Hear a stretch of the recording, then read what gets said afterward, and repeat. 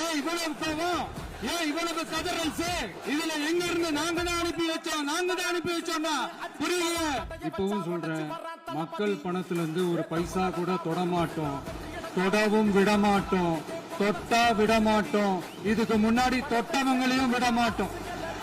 ஒவ்வொரு ஊழலா வெளியில வரும் போல, ஒவ்வொரு வேஷமா கலைஞ்சிரும் போல இங்க இருக்கிற நிறைய பேரு நடுங்கி போய் இதுல நம்ம மேல அவதூறு வேறு. இப்ப புதுசா ஒரு வெப்பன் ஒண்ணு கொண்டு வந்திருக்காங்க. அது என்ன தெரியுமா? அவங்க தயவால தான் நம்ம ஆட்சி நடக்குதான். மக்கள் தயவால இந்த ஆட்சி நடந்துகிட்டு இருக்கு. மனசாட்சி உள்ள சக்திகளோட ஆதரவால இந்த ஆட்சி நடந்துகிட்டு இருக்கு. நாங்க தான் அனுப்பி வச்சோம் அப்படின்றாங்களே. அனுப்பி வச்சவங்களுக்கு மினிஸ்ட்ரியில இடம் கொடுத்தா ஏன் கதறீங்க? ஏன் இவ்வளவு கோவம்? ஏன் இவ்வளவு கதறல்? இதுல இன்னொரு முக்கியமான விஷயம், மார்க்சிஸ்ட் கம்யூனிஸ்ட் கட்சி நமக்கு ஆதரவு கொடுத்தது சுயேட்சையா எடுத்த முடிவுன்னு சொல்றாங்க.